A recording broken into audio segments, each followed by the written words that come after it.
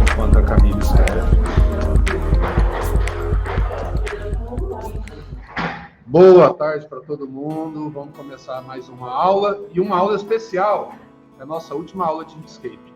Hoje a gente vai ver o livro 12, Formatando o Texto. Livro 13, Múltiplas Camadas.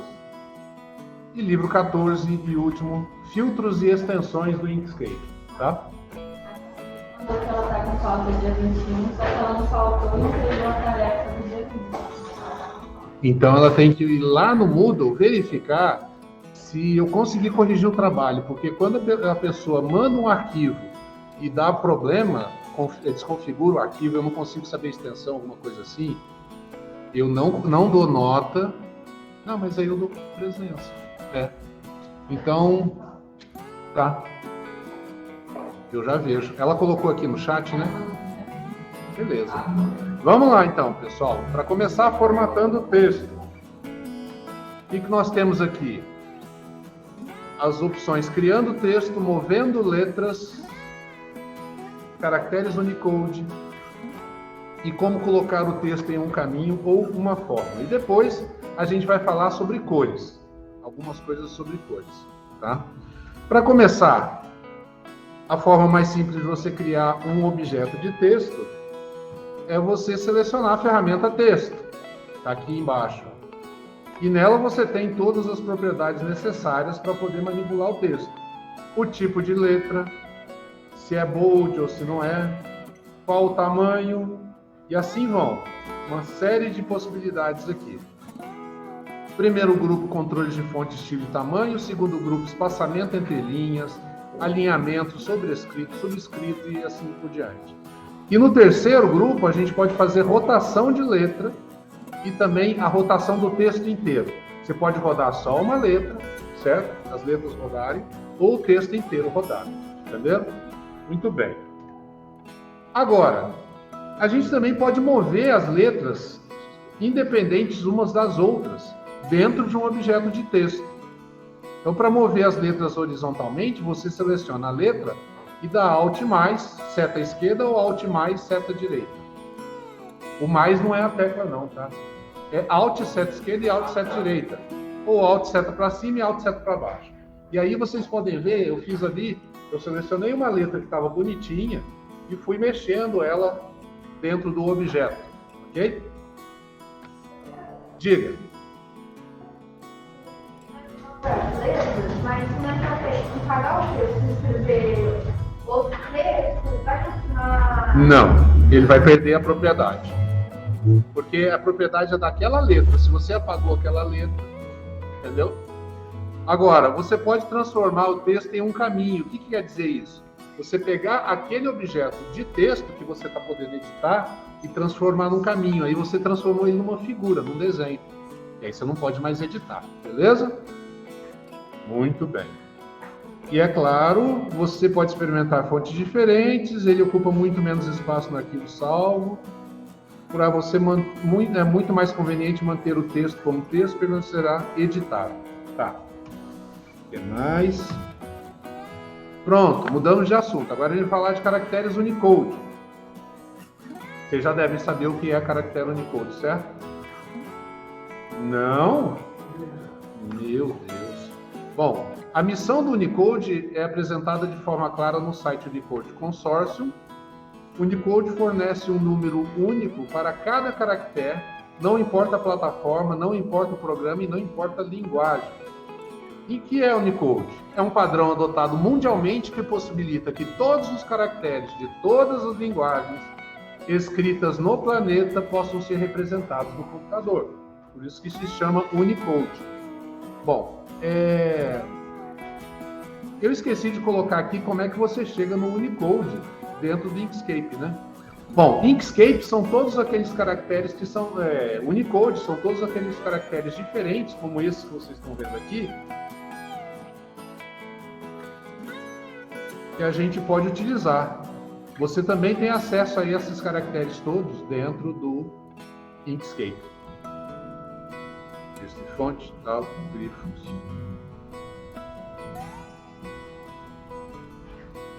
Não. Será que era aqui?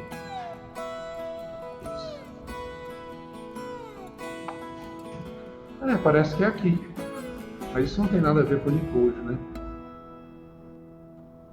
Aqui a gente tem as letras... não, aqui a gente vai conseguir acessar só aqueles caracteres mais especiais, diferentes aqui.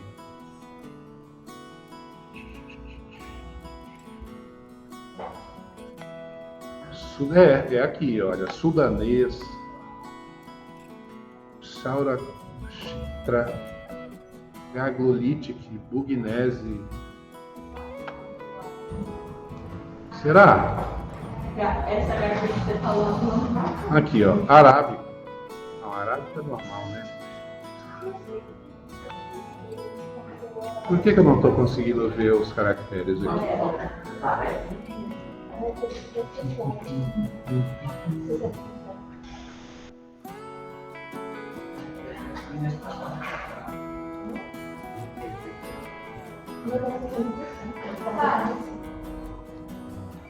Parece que eu não vou conseguir mostrar isso para vocês.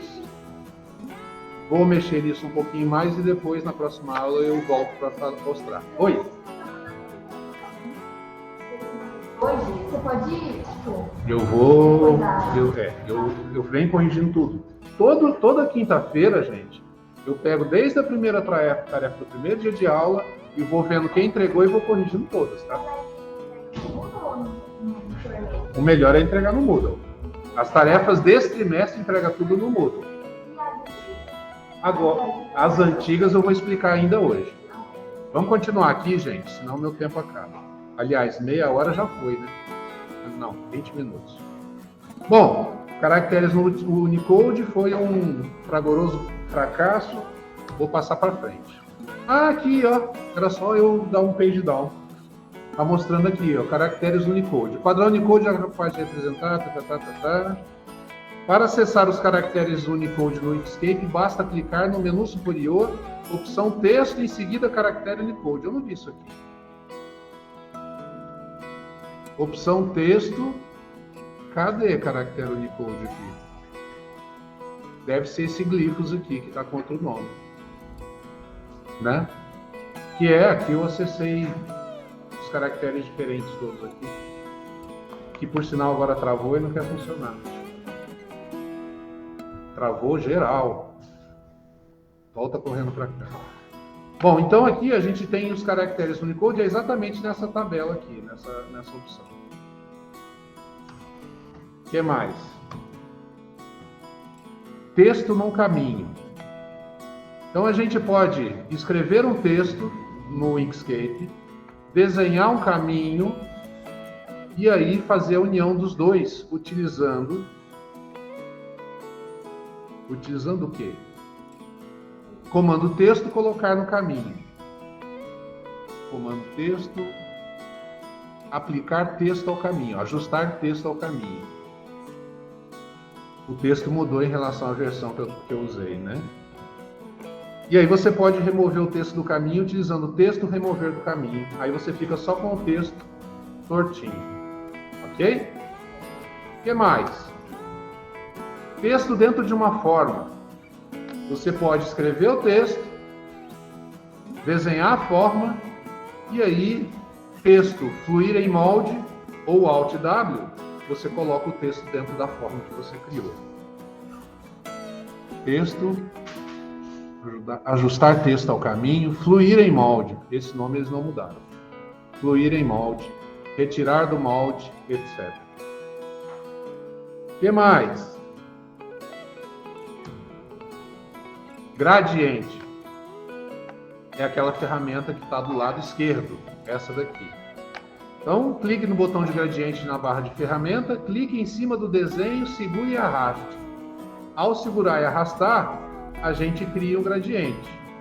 Esse gradiente, você pode trocar as cores nas extremidades, e aí você pode alterar o caminho dele da maneira como você quiser. Vocês podem ver aqui que eu selecionei um laranja mais escuro do lado esquerdo e um amarelo do lado direito. Depois eu entortei o caminho, e aqui no caso, desse caso aqui é sempre uma reta, eu entortei o caminho e aí o laranja e o amarelo mudaram de posição, certo? Isso é o gradiente normal, linear. Agora, você tem o gradiente radial também, e no caso aqui eu escolhi preto no centro e amarelo nas extremidades, tá bom? Agora, tem um outro jeito de trabalhar com gradiente, que é trabalhar com malha, que é um outro símbolozinho que está aqui. Ao clicar na malha, você mostra esses pontinhos de controle aqui, ó, tá vendo? Esses pontinhos de controle, você pode selecionar cores diferentes.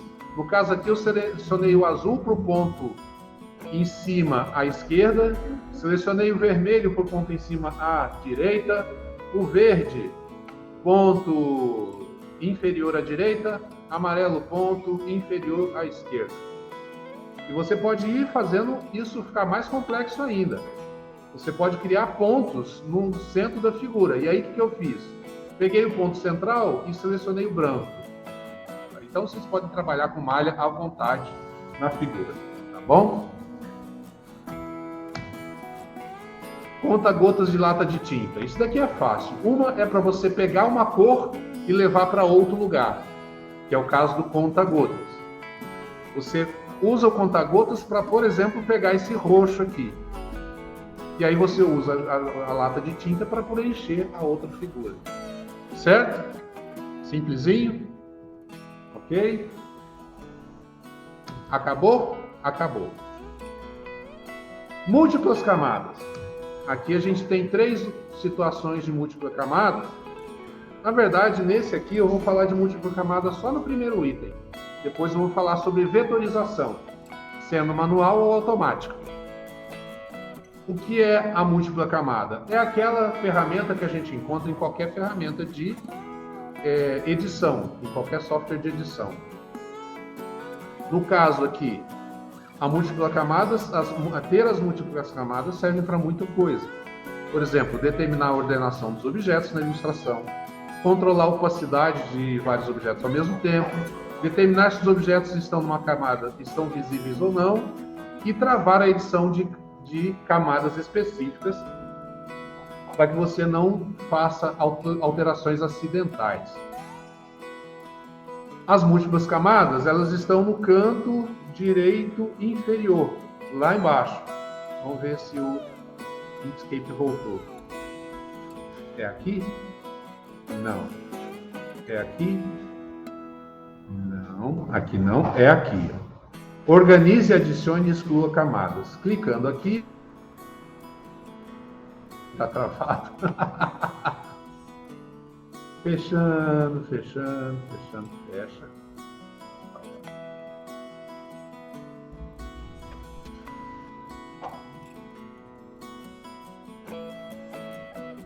Gerenciador de camadas. Agora ele abriu. Aqui.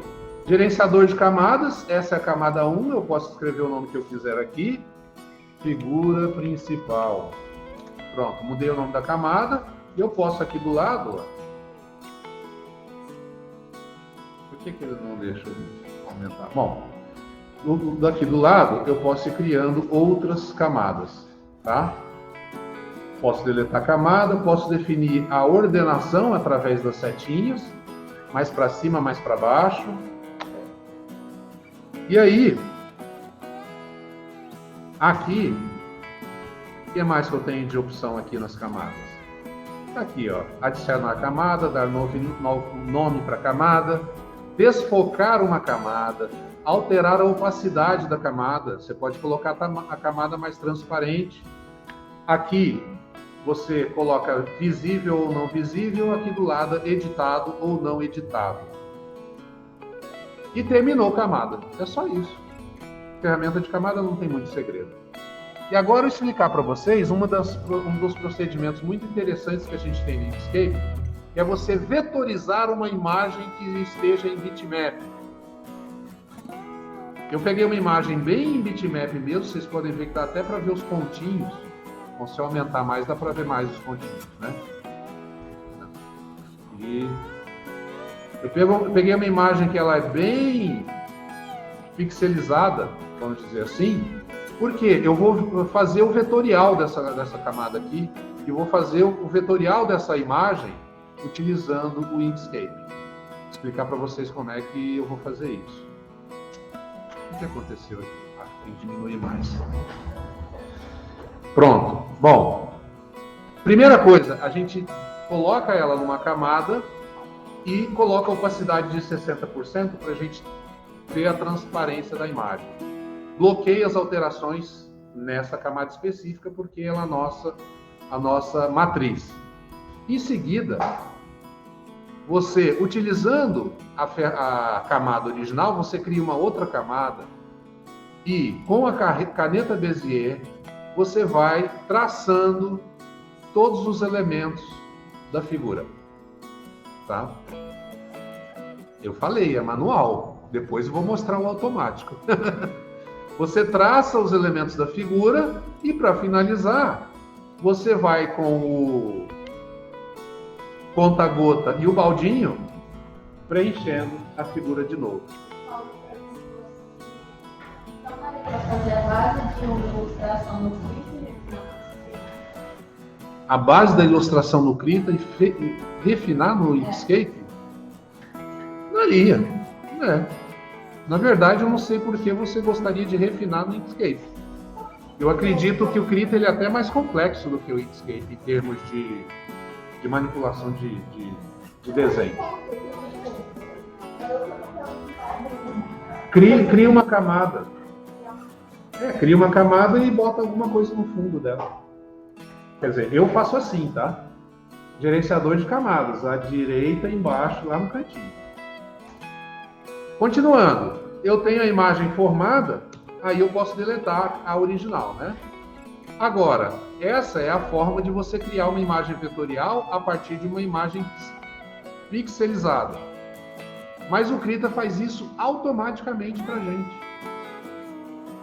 Isso é interessante, porque você pode, no Krita, ir na opção rasterizar bitmap. Você pega um bitmap, traz para dentro do Krita e rasteriza o bitmap. E aí, ao clicar rasterizar bitmap, ele vai te dar um monte de opções possíveis. Cada opção dessa, dentro dessa janelinha, é uma alteração em um algoritmo de rasterização. Entenderam o que eu estou falando? Quando você abre essa janela de rasterizar o bitmap, você está, vamos ver aqui, acho que é no objeto. Preenchimento, cadê? Rasterizar. Está no caminho. Rasterizar bitmap. Não tem bitmap nenhum aqui, mas eu consigo acessar. À medida que você vai alterando as opções, você vai mudando os parâmetros de um algoritmo que faz essa rasterização de forma automática, tá bom? Muito bem. Mais alguma pergunta aí? Obrigado pela ajuda. Bom, e aí finalizamos o segundo. Vamos para o terceiro. Aqui a gente vai falar sobre filtros e extensões. Então nós temos aqui filtros e extensões. Essas últimas ferramentas eu não lembro do que se trata. Vamos ver.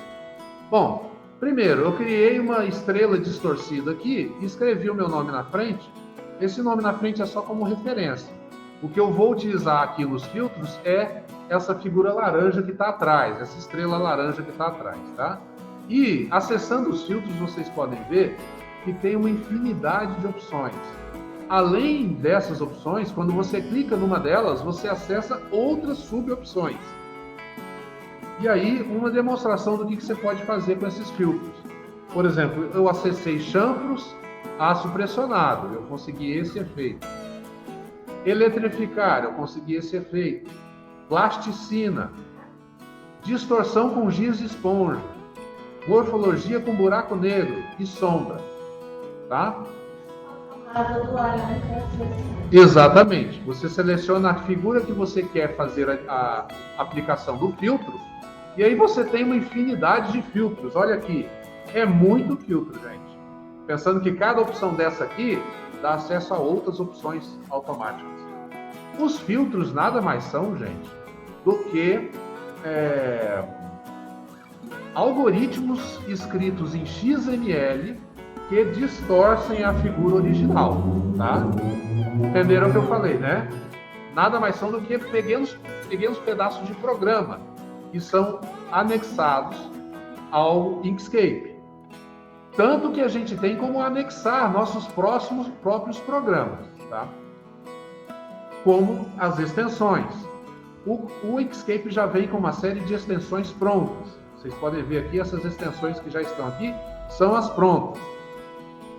E nós temos alguns tipos de extensão possíveis.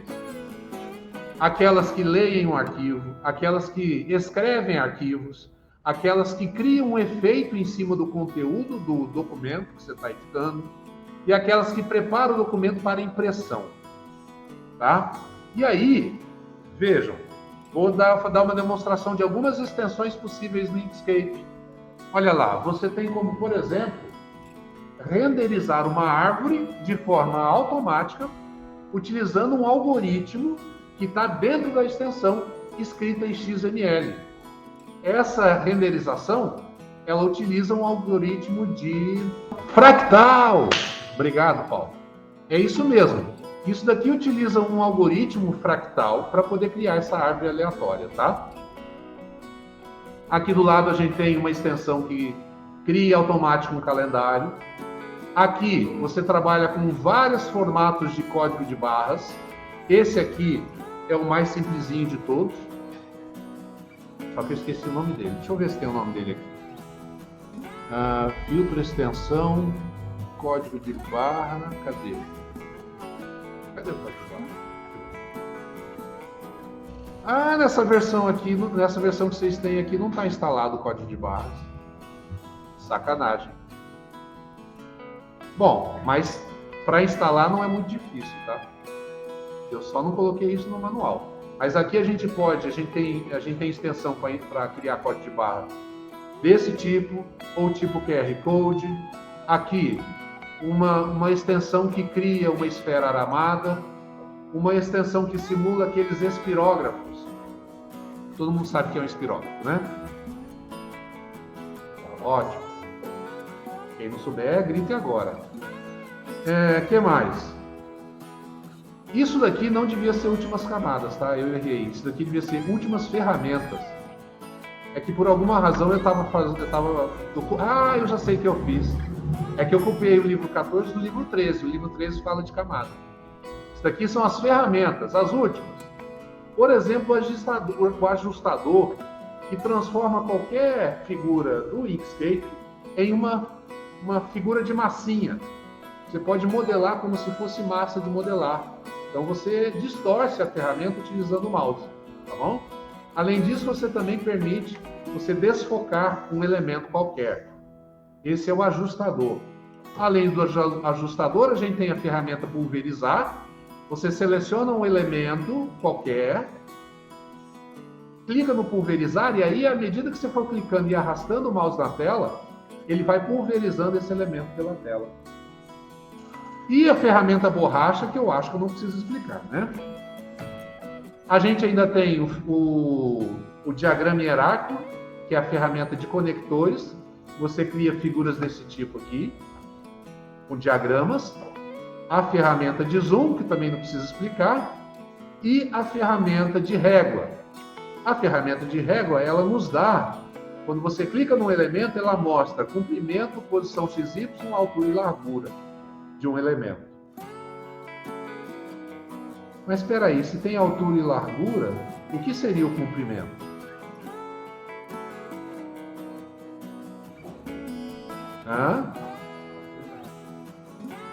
Mais uma coisa para eu correr atrás e explicar para vocês.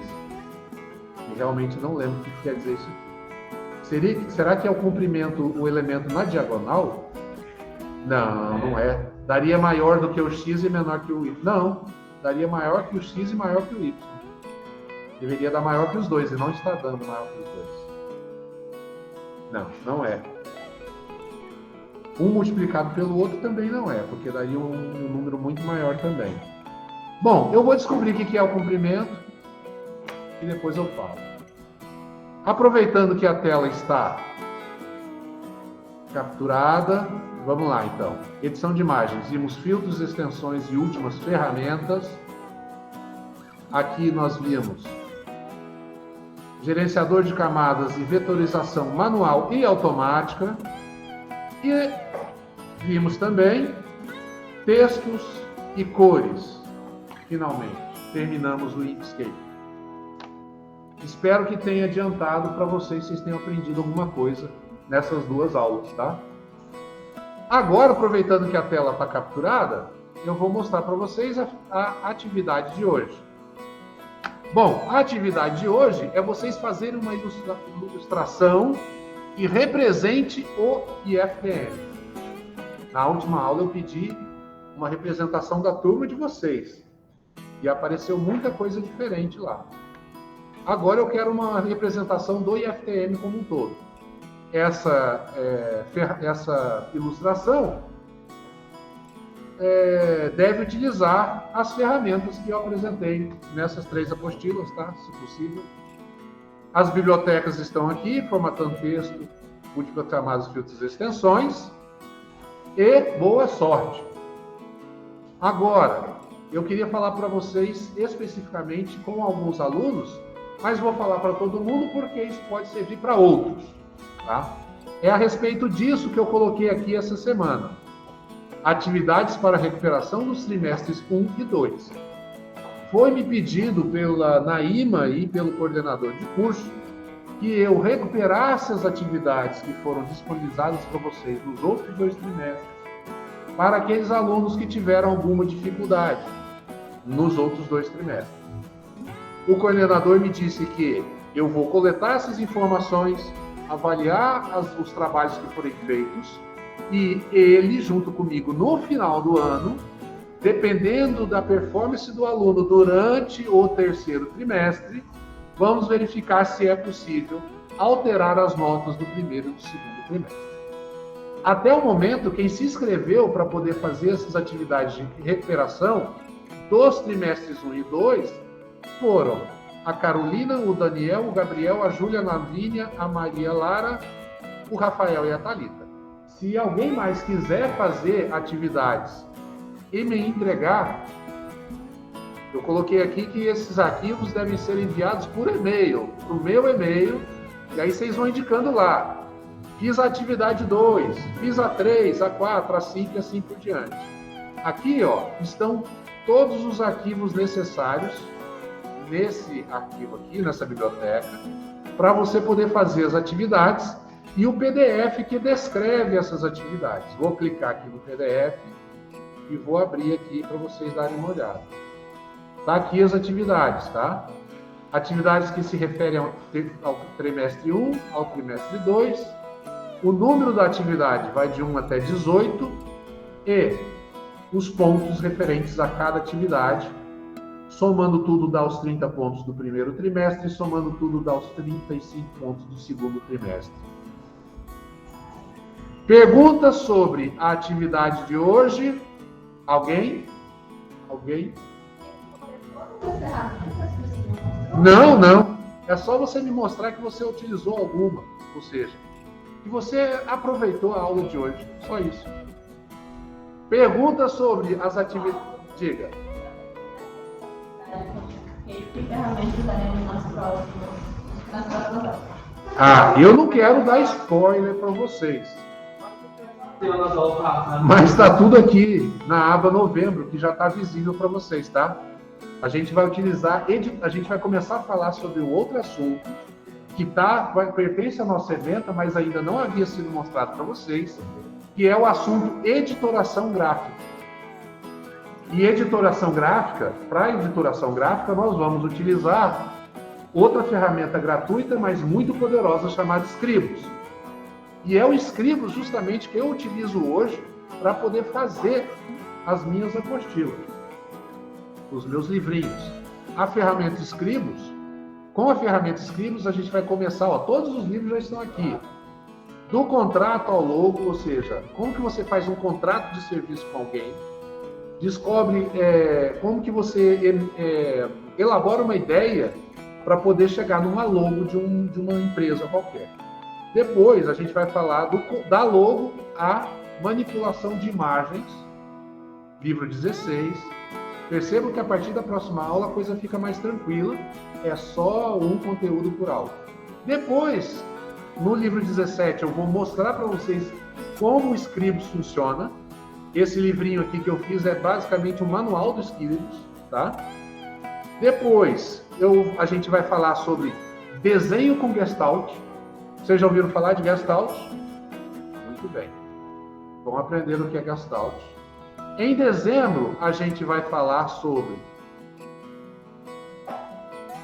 Aí, nesse aqui eu vou ter que fazer 2, não tem jeito. Eu vou falar sobre manual de identidade visual, uma ferramenta muito utilizada no marketing, na propaganda e marketing. E aí a gente vai falar sobre manual de identidade visual, da missão da empresa à margem e da iconografia ao roteiro. E aí, finalmente, no dia 9 de dezembro, manual de identidade visual, como imprimir. E aí acabou o ano. Eu queria só voltar naquele assunto aqui de outubro, sobre os alunos que estão devendo atividades do primeiro e do segundo trimestre, que querem entrar nessa atividade especial aqui, informando a vocês que nosso placar no momento é o seguinte: 15 alunos aprovados nessa disciplina e 18 reprovados. Então, por favor, vamos trabalhar e entregar esses trabalhos, pessoal. Vamos entregar essas atividades. Oi? Você pode falar mais alto? Qual é a nota mesmo? A nota para passar? 60 no ano todo. Certo? Sendo que nesse trimestre vocês têm 35. Ok? Então já se passaram 65. Só que não se passaram porque se vocês quiserem recuperar, ainda tem jeito. Basta mandar um e-mail para mim ou me avisar para eu incluir no meu controle. Até semana que vem.